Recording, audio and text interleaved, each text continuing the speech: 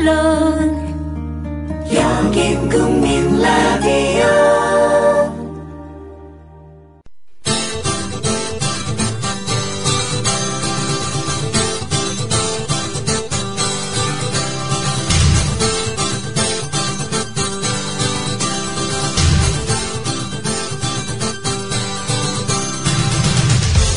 투박하지만 정직하다.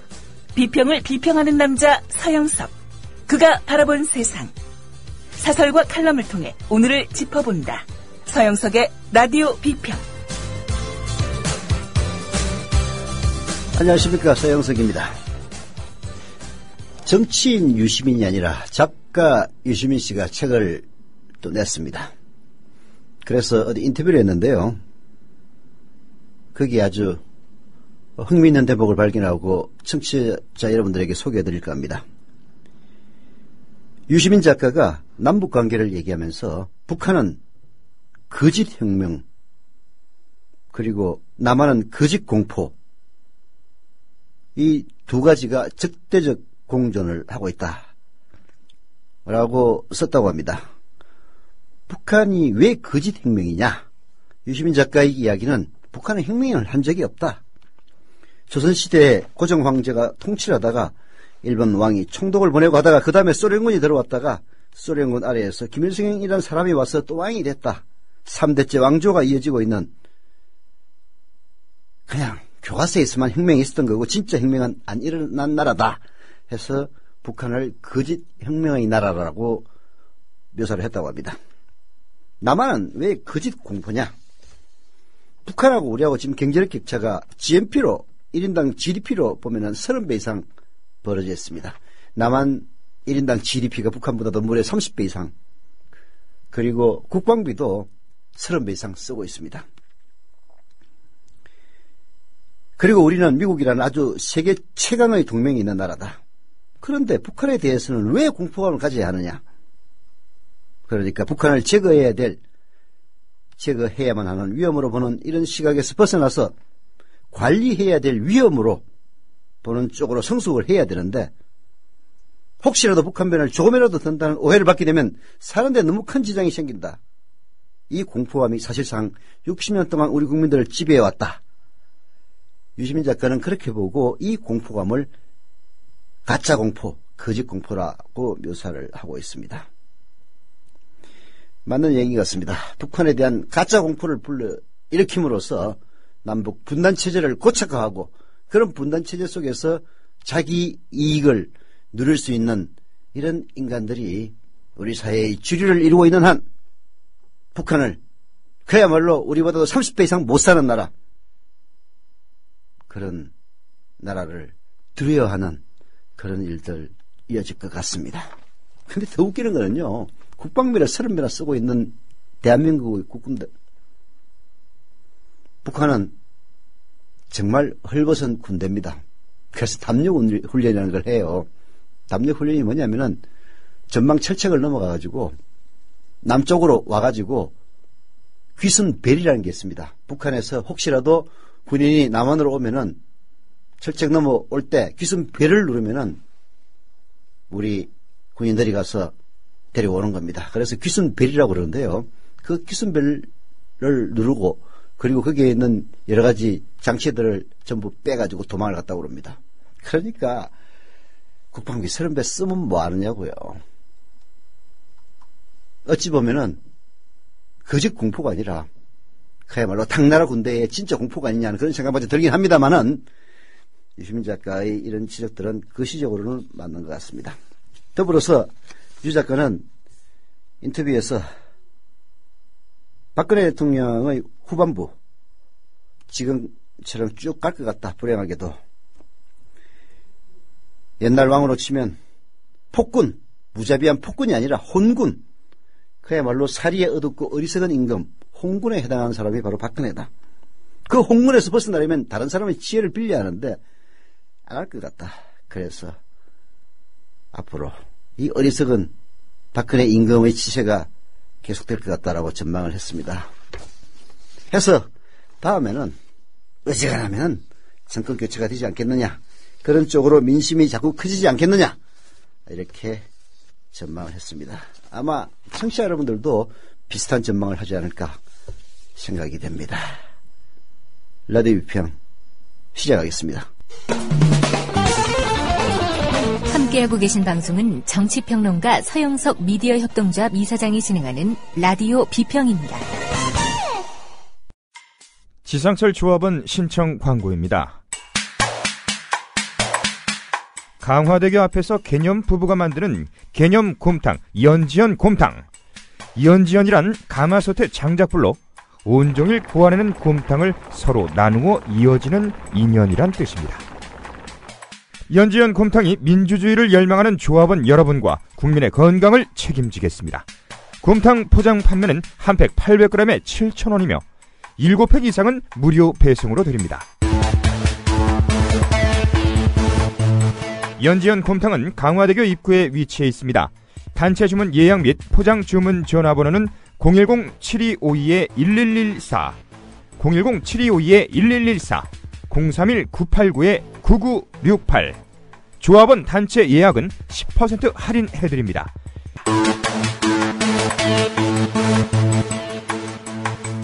포장 판매 금액의 10%는 국민TV 후원금으로 쓰입니다. 네. 조합원 가입. 이 더운 여름날 숫자가 급속도로 늘고 있습니다. 이제 400명 가까이 이달 들어서 늘었는데요. 채 3분의 1도 지나지 않는 7월에 3분의 1도 지나지 않은 이 시점에 근 400명 가까이 조합원들 가입했다는 것은 예전 수준을 회복하고도 남아 있습니다. 지난달에는 한 달 내내 400명 정도밖에 되질 않았습니다. 조합원으로 가입해 주시는 여러분들께 감사드립니다. 많이 가입해야 저도 좋습니다. 개인적으로도. 부산 동구 철양동의 무신그런님 조합원 가입 감사드립니다.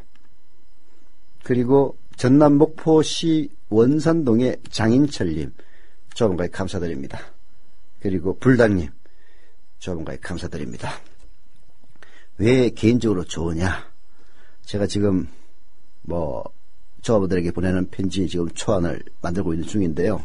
아시겠지만은 저희들이 회의에서 조합원들에게 CMS 계좌이체 신청을 통한 사용료, 즉 월조합비 납부를 독려하고 호소하고, 그리고 조합원 가입을 호소하려면은 우리 스스로가 뼈를 깎는 노력을 보여줘야 된다 해서 여러 가지 이 노력들을 현재 기울이고 있는 중입니다. 그중 하나가 저를 비롯해서 국장급들의 급여 30% 삭감도 포함되어 있습니다. 아니 그거 깎는다고 해서 얼마나 절약하겠느냐라고 말씀하시는 분도 있는데요. 그렇지 않습니다. 마음가짐이 중요한 겁니다. 앞에 서서 가는 사람들이 먼저 자기 희생을 함으로써 모든 조직원들에게 뭔가 지금이 비상한 시국이고 우리 스스로 뭔가를 좀 더 내놓아야 하는 그런 시기다라는 점을 공감대를 확산시킬 수가 있는 겁니다. 조합원도 늘어야 되겠지만은 CMS 계좌이체 신청을 통한 사용료 납부자의 숫자가 2만 명이 될 때까지는 그런 각오로 나아갈 것이라고 생각하고 있습니다. 조합원으로 많이 가입해 주십시오. 방송 뉴스케이만 할 것 아닙니다. 오전에도 멋진 시사 프로그램 TV를 통해서 선보일 준비하고 있습니다. 자본과 권력으로부터 자유로운 진짜 공정언론 국민TV 조합원 되고 싶으신 분들은 국민TV 홈페이지 kukmin.tv 국민.tv로 들어오셔서 맨 위쪽에 조합원 가입 신청 클릭하시면 됩니다. 인터넷 사용이 불편하신 분들의 경우에는 미래입동조합 사무국 02-3144-7737 02-3144-0933으로 전화하시면 직접 친절하게 가입시켜드립니다.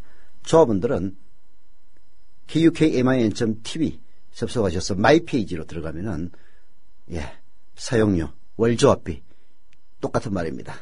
CMS 계좌이체 신청할 수 있고요.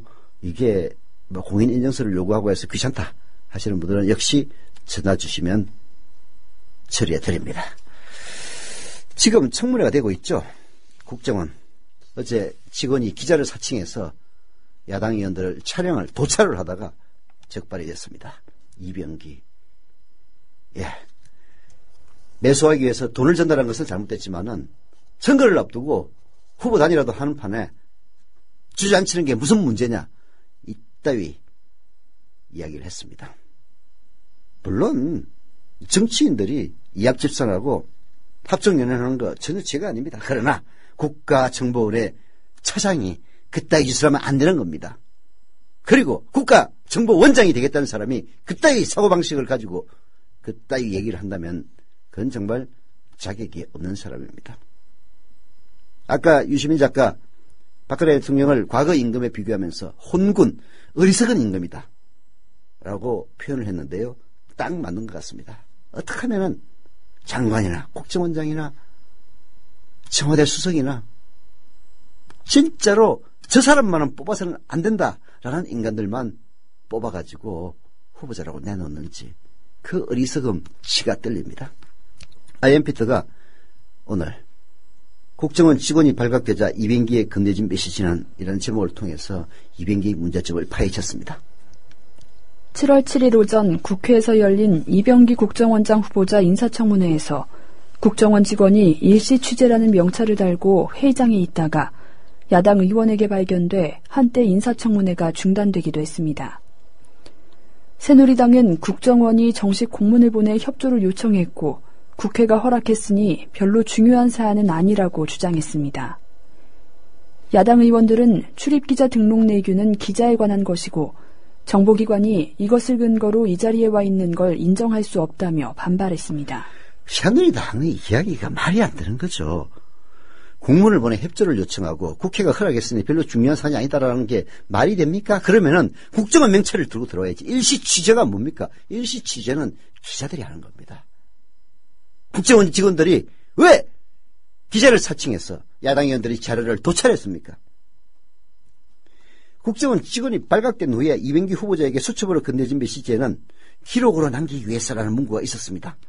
국정원 역사의 기록을 위해 사진 촬영을 했고 야당 의원 사찰은 전혀 아니었다는 주장.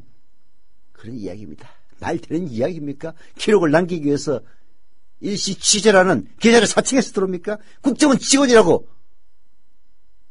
명찰 달고 들어오면 안 됩니까? 문제는 이런 국정원이 사전에 야당 의원에게 충분히 양해를 구할 수 있었다는 점입니다.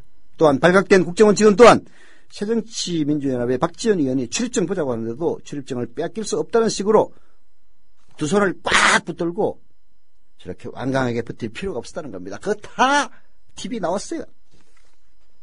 이런 일들을 보면 국정원이 그동안 얼마나 우리들에게 불신의 대상이 됐느냐 알 수 있습니다. 그러나 그 불신을 누가 만들었냐 묻는다면 당연히 국정원 스스로 만들었다라고 얘기할 수밖에 없는 속사정 있습니다. 이상한 일이 벌어져 본질이 흐려졌지만 이병기 국정원장 후보자 인사청문회에서는 우리가 눈여겨봐야 할 중요한 사안이 맞물려 있습니다. 이병기 국정원장 후보자는 인사청문회 도중 새누리당 서상기 의원이 대표 발의한 휴대전화 감청 허용에 통신비밀보호법 개정안 처리를 당부하기도 했습니다. 정치사찰이 아니라 범죄를 잡고 대공수사를 하기 위해 휴대전화 감청은 필요하다고 생각한다는 이병기 국정원장 후보자의 말은 우리가 원하지 않는 국정원장 자격에 대한 문제점을 암시하고 있습니다. 국정원의 국내 정치 및 선거 개입을 방지하기 위한 국정원 개혁안 중에서 가장 중요한 것은 대공수사권 폐지 또는 검찰이나 경찰로의 이관입니다. 대공수사를 명분으로 국내 정치에 자꾸 개입하는 국정원의 정치 공작은 어제 오늘의 문제가 아닙니다. 국정원이 대공수사권을 갖고 있지 않게 된다면 그들이 국내 정치에 개입할 여지는 많이 줄어들 수 있습니다.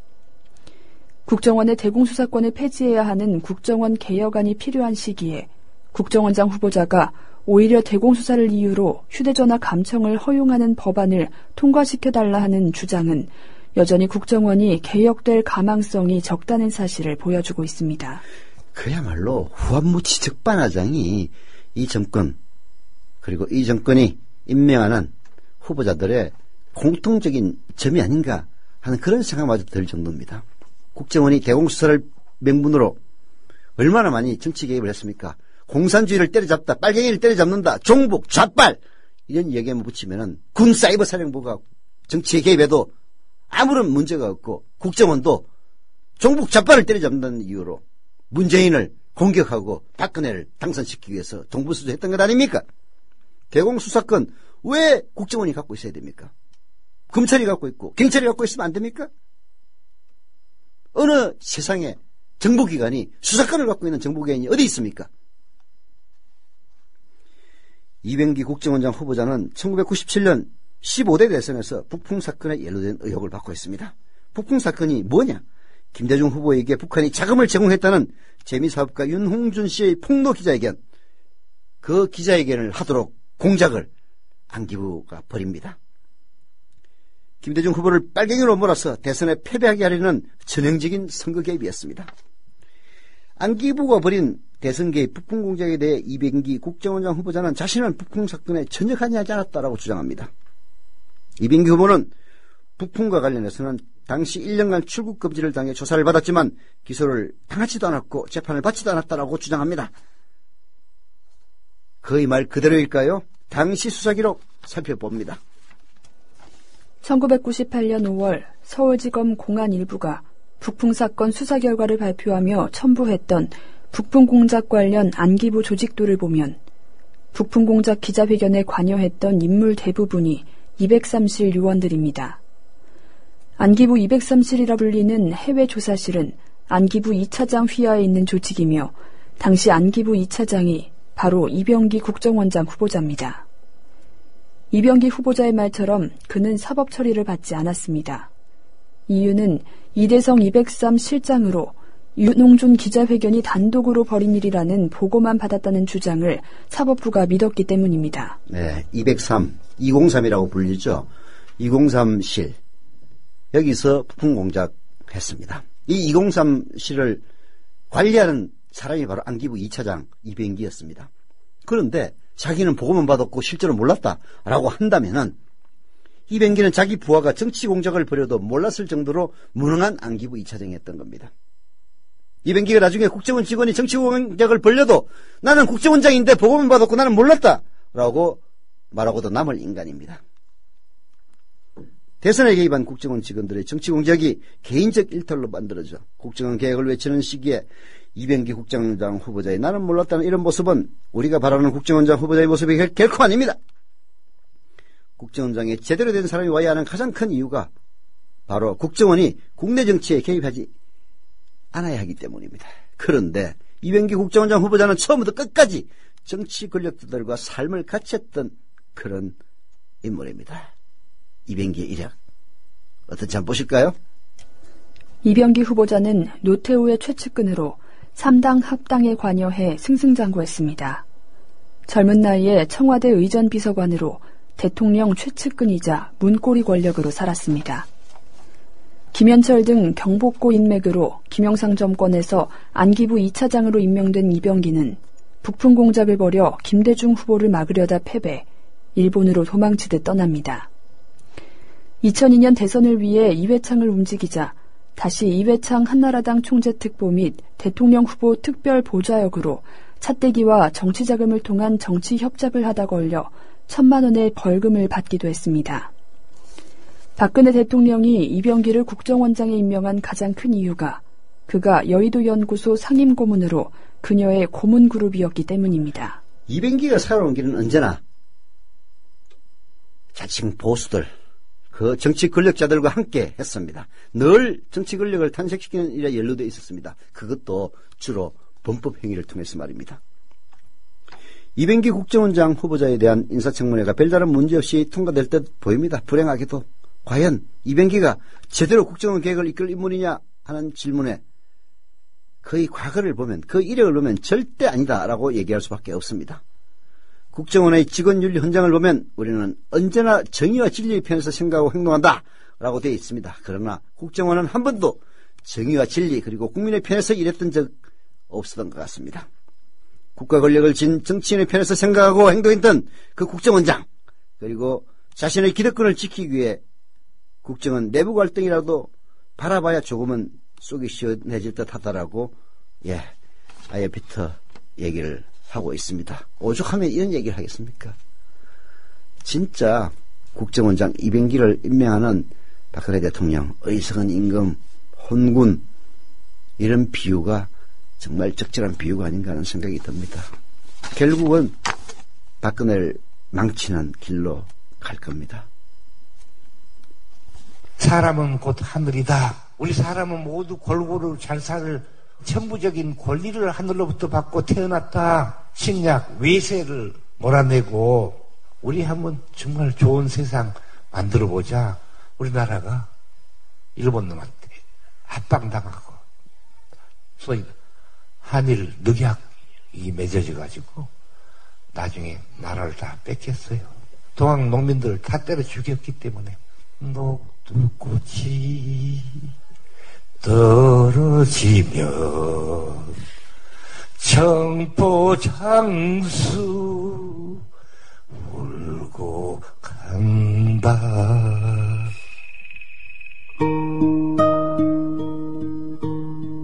농림부 장관을 지냈던 김성훈 미디어 협동조합 초대 이사장의 말이었습니다. 미완으로 끝난 동학농민운동. 그러나 아직 끝나지 않았습니다. 미디어 협동조합 건설로 맥을 이어갈 수 있습니다. 정의롭고 평화로운 세상을 갈망하는 민주 시민의 꿈. 미디어 협동조합 건설로 연글고 있습니다. 국민점TV에 접속하셔서 조합원 가입하기를 클릭하심으로 동참해 주십시오. 좌절하기엔 아직 이릅니다.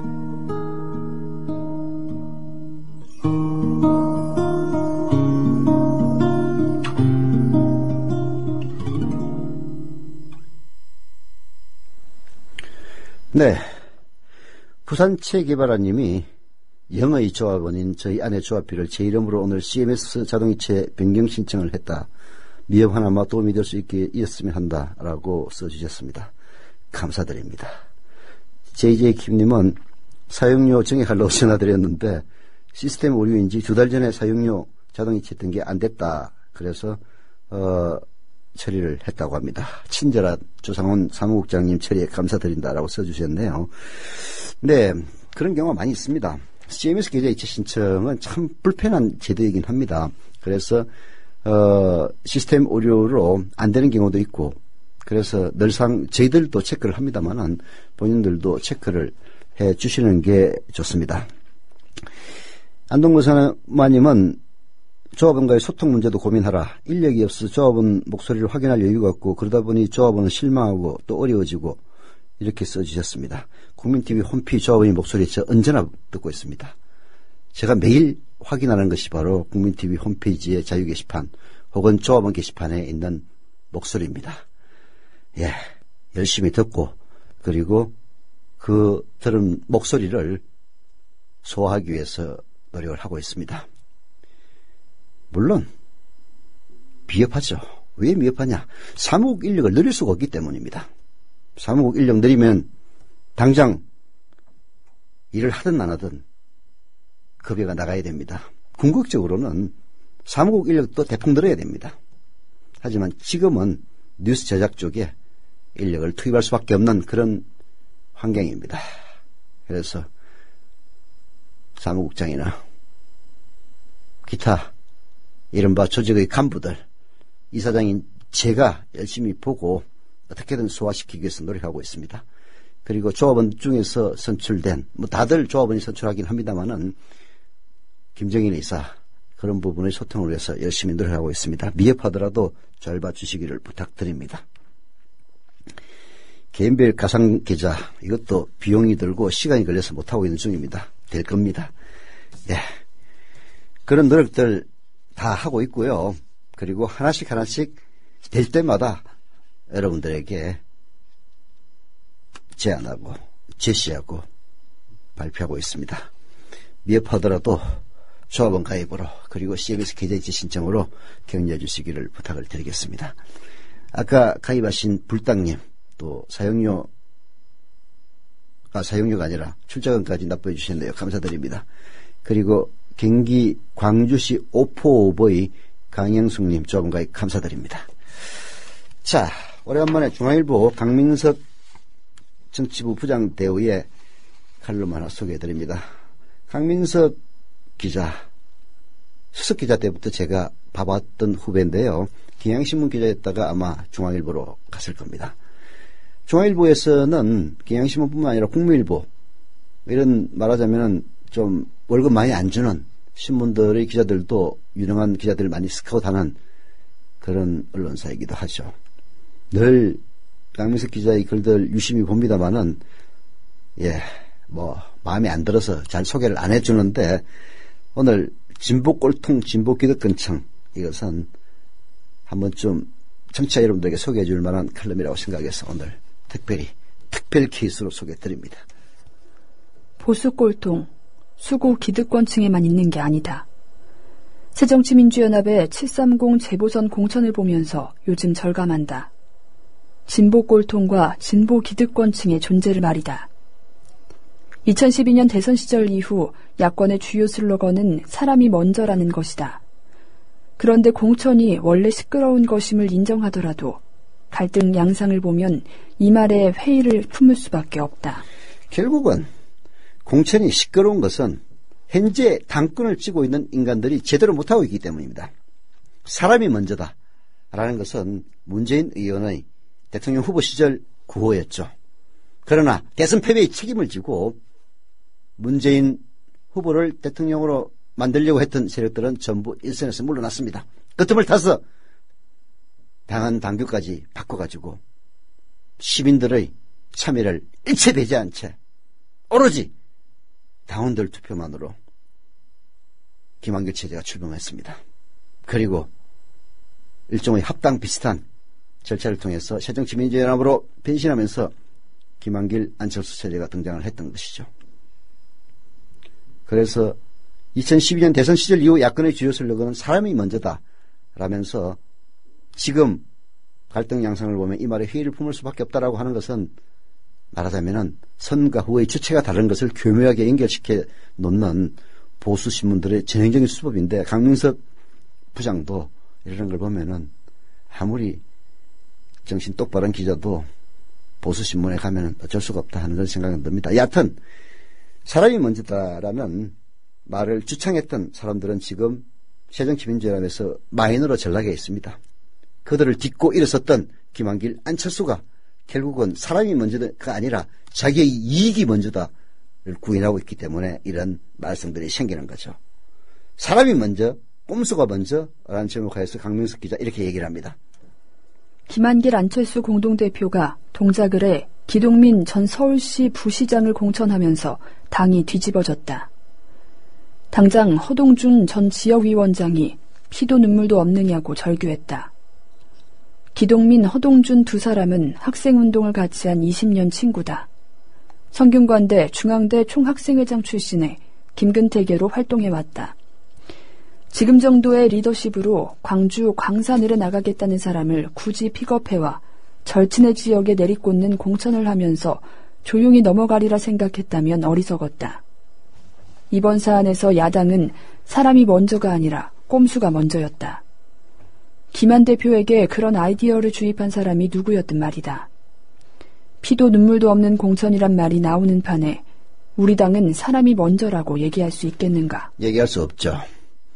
이익이 먼저입니다. 그래서 기동민의 동작을 공천은 진짜로 졸작 중에 졸작이었습니다. 저는 그렇게 봐요. 기동민, 박원순 사람입니다. 광주 광산을에 나가는 거 가장 싫어할 사람 안철수 대표입니다. 왜? 호남은 적어도 지금까지 지지도를 보나 뭘로 보나 안철수의 아성이라고 여겨져 왔는데 지금 대선 후보 지지도에서 자기를 훨씬 앞서는 박원순의 최측근이 광주 광산을에 출마해서 당선이 된다면 호남마저 박원순이가 잠식할 수도 있다. 이런 계산 쉽게 나오는 겁니다. 그렇다고 명분 없이 내칠 수도 없고 동작을에 자기의 측근인 금태섭을 꽂으려다가 반발 때문에 안 되니까 에라 엿먹어라 기동민 올려보냈었다. 저는 그렇게 해석합니다. 그게 아니라면 해석할 길이 없어요. 피도 눈물도 없는 공천.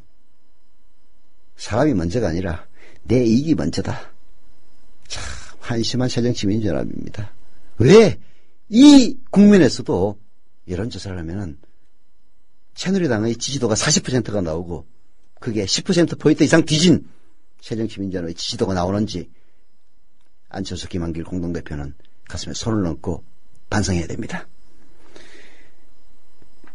두 번째, 강민석 기자는 사람이 먼저, 친구가 먼저라는 제목을 통해서 또다시 계속 꼬집고 있습니다. 안김 대표가 간과한 건 당내 진보그룹의 속성이다. 지금 야당은 투톱이야 안김 대표라 하더라도 미드필더는 다른 그룹이 장악하고 있다. 지난 1일 국회의원 31명의 허동준 지지 성명은 상징적이다. 동작을은 기동민 공천 이전에 안 대표 사람인 금태섭 전 대변인 공천설이 나돌았다. 검사 출신인 금 전 대변인은 정치 신인이다. 그러자 현역 의원 31명이 집단으로 특정인을 지지하고 특정인을 비토했다. 현역 의원이 집단으로 나서 자기 지역구도 아닌 다른 지역구 공천에 개입한 건 과문한 탓이지만 처음 보는 일이다. 31명의 명단을 봤다. 고려대, 경희대, 이화여대, 전남대 총학생회장 출신을 비롯해 운동권 출신이 태반이었다. 마치 전대협 동호회 명단 같았다. 야당의 저변을 보여주는 장면이었다. 사람이 먼저라면 거기서의 사람은 좀 보편적 의미의 사람일 것이다. 그러나 그들에겐 친구가 먼저였다.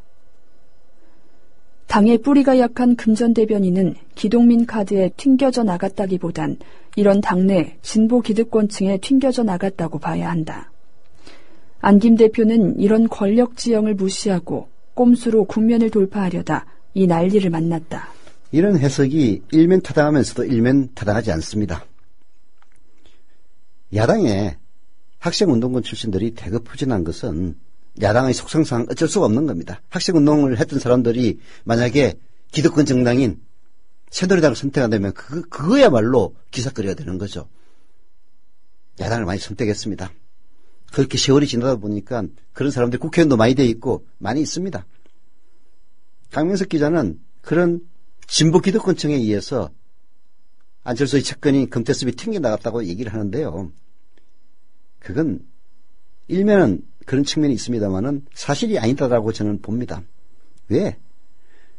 허동준을 내칠 뚜렷한 명분이나 이유가 없었기 때문에 금태섭은 튕겨져 나갔던 겁니다. 허동준은 동작을 지역구에서 이런 낙하산 공천 그리고 전략 공천에 무려 한 번도 두 번도 아닌 서너 번 이상 양보했던 사람입니다. 또다시 안철수의 측근인 금태섭에 대해서 양보하라고 나오니까 과거 운동권 동지들이 반대하고 나선 것에 불과합니다. 강민석 기자의 마지막 지적도 한번 들어는 보죠. 사람이 먼저라면서 영입 후 포로대우? 라면서 대전 대덕의 경우를 이야기하고 있습니다. 대전 대덕은 어땠나? 꽃가마 태워온 최명길 전 MBC 부국장이 출마를 포기했다. 안김 지도부가 박영순 후보와 경선을 하라고 하자 거부했다. 박 후보는 한 달 전 지방선거에서 대덕구청장 후보로 나와 수백 표 차로 석패한 인물이다. 전대협 부의장 출신이기도 하다. 지방선거에 출마했다고 보궐선거 나서지 말란 법은 없지만 문제는 지방선거에 나설 때 낙선하면 정계를 은퇴하겠다고 선언했다는 점이다. 그런데 아주 적은 표차로 지자 말을 바꿔 보궐선거에 도전했다. 정치적 약속을 한 달 만에 뒤집은 건 예전에 꼴통 정치인들에게서 보던 모습이다. 최 전 부국장은 선거 조직이 시퍼렇게 살아있는 사람이랑 경선을 해보라 하니 해보나 마나라고 생각한 것 같다. 어떻든 꽃가마에서 내리기도 전에 포로대우를 받은 셈이다. 사람이 먼저라는 당내에서 말이다. 대전대덕 이런 일이 있었습니다. 최명길 전 MBC 부국장 저도 잘 알죠. 같이 출입했던 기자이기도 합니다. 저는 오히려 거꾸로 알았어요. 최명길 씨가 출마를 하겠다면 당연히 경선을 해야지.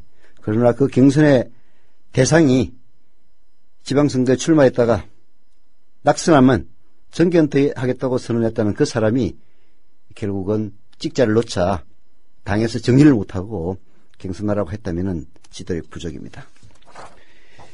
강민석 기자의 이 글은 사실 정치적 방향성과는 무관한 글입니다. 하지만 정치의 속살을 보여준다는 점에서 최근 들어서 제가 한겨레신문에 그 정치부장을 했던 임석규 씨인가요? 그분의 그 정치 뒷이야기와 그리고 강민석 기자의 뒷이야기를 열심히 보는 편입니다. 그래서 가끔씩 청취자 여러분들에게 소개를 해드리는데요. 이런 정치적 뒷면에 있는 이야기를 봄으로써 우리 정치가 어떻게 올바른 방향으로 나아가야 할지 그 부분 조금이라도 반면교사가 되었으면 하는 그런 마음입니다.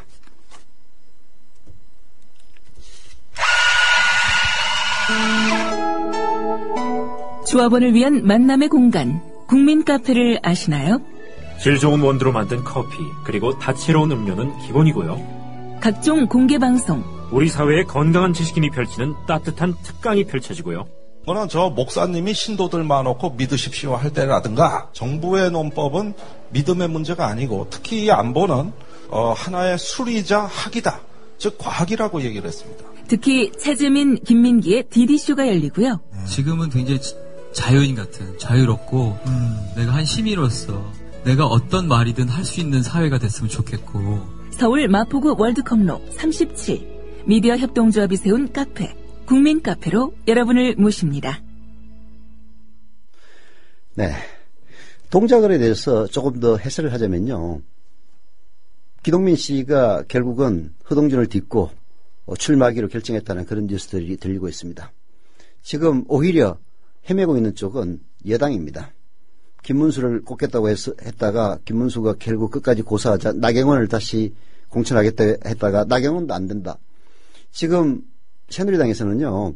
김문수 이외에 어떤 인물을 넣어도 여론조사를 해보면은 야당에게 지는 걸로 나온다고 합니다. 그래서 김문수가 될지 아니면 나경원이 될지 아무도 알 수는 없죠.